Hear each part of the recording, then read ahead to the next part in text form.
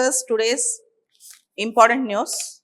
If you see, Prime Minister of India, Narendra Modi ji said, Indian forces have a free hand to respond to terror, affirming that it is India's national resolve to deal a crushing blow to terrorism. Prime Minister Narendra Modi ji reportedly said that the Indian armed forces had his full confidence and complete operational freedom to decide on the more targets and timings of India's response in the aftermath of last week's terror attack at Pahalgam that left 26 people dead.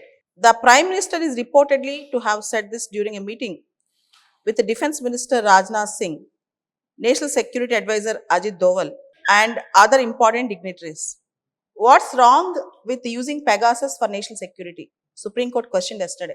In 2021, there is an issue called Pegasus spyware. There is an allegation that Government of India purchased Pegasus spyware from Israeli company NSO. Supreme Court yesterday asked, what is wrong in using Pegasus for national security? At the same time, 2 years back, Supreme Court appointed a panel with respect to Pegasus spyware, and the report of the panel was not brought out.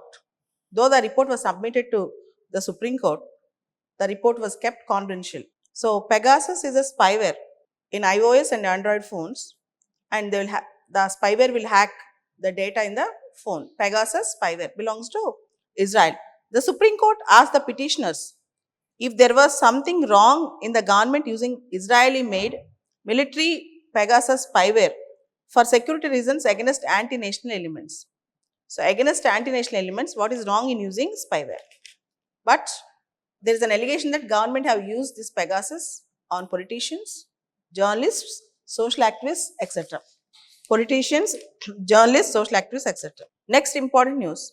Canadian Prime Minister Mark Carney's Liberal Party has won the elections in Canada, capping a stunning turnaround in fortunes fueled by American President Donald Trump's annexation threats and trade war.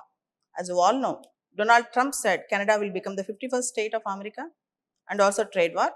Now, people in Canada trusted Liberal Party again and trusted the leadership of Mark Carney. Mark Carney was an economist, basically.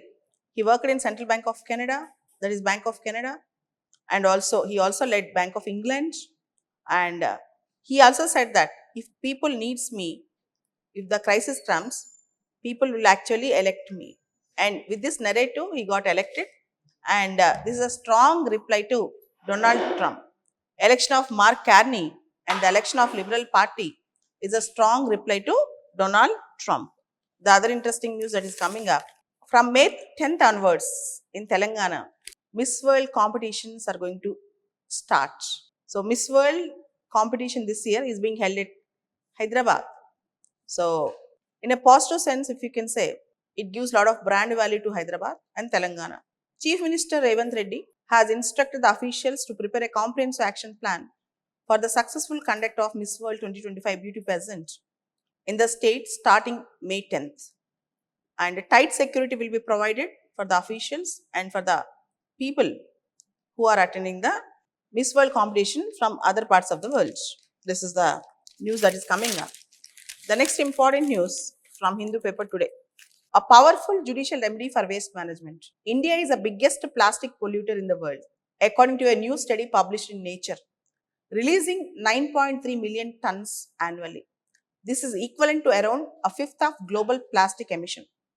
9.3 million tons of plastic emission is made by India. This is 1/5 of global plastic emission. Plastic emissions, according to this study, are defined as materials which includes both debris and open plastic burning that has moved from managed or mismanaged systems. Okay, this is plastic emission, global plastic emission. India contributes 1/5 of the global plastic emissions.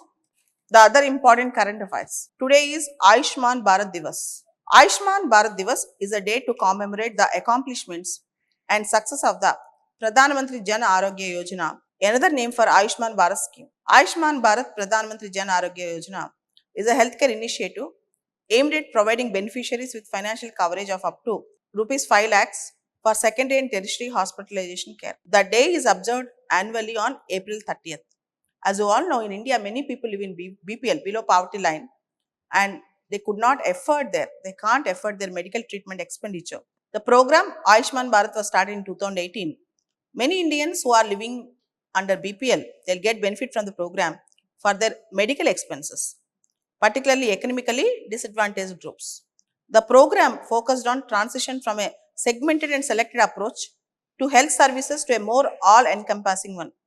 The Government of India's major healthcare program, Ayushman Bharat, intends to give our 10 crore impoverished and vulnerable families in the national financial security regime. So, it is going to support healthcare, Ayushman Bharat. So, very important news. Simhachalam temple tragedy.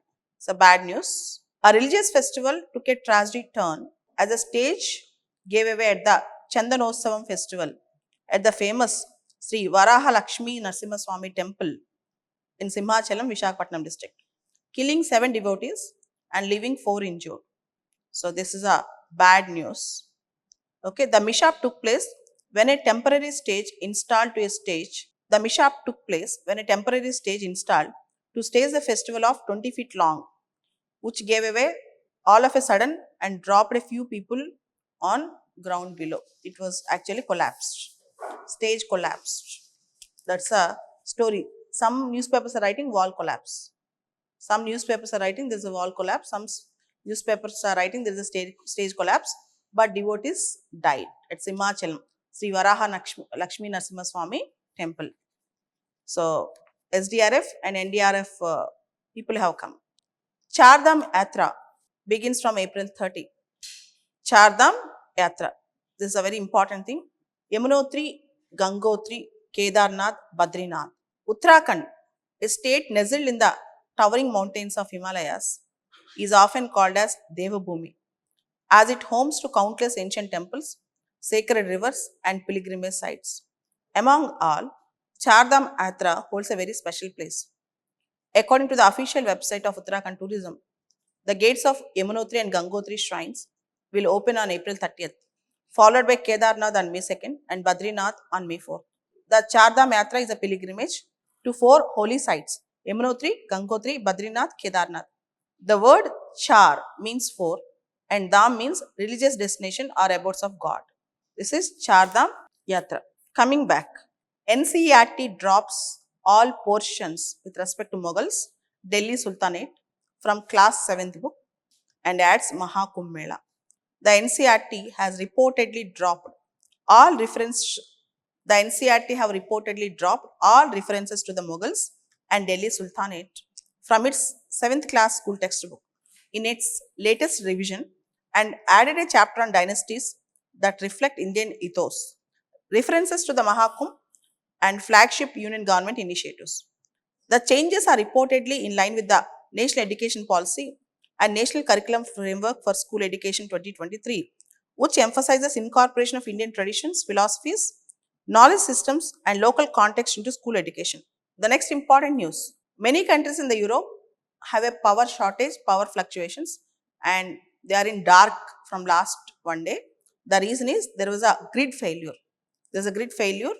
Spain, Portugal, France, and other countries are facing power shortage and power cuts, and almost some countries are in complete dark because there was a cable failure. More importantly, Spain and Portugal announced state of emergency amid massive power cuts. State of emergency. There's a power issue there. Coming back, India and America are eyeing to have early mutual wins to finalize some elements of the proposed bilateral trade agreement ahead of the deadline, 90 days deadline. During the meetings in Washington, the team had fruitful discussions on the wide range of subjects covering tariff and non-tariff barriers.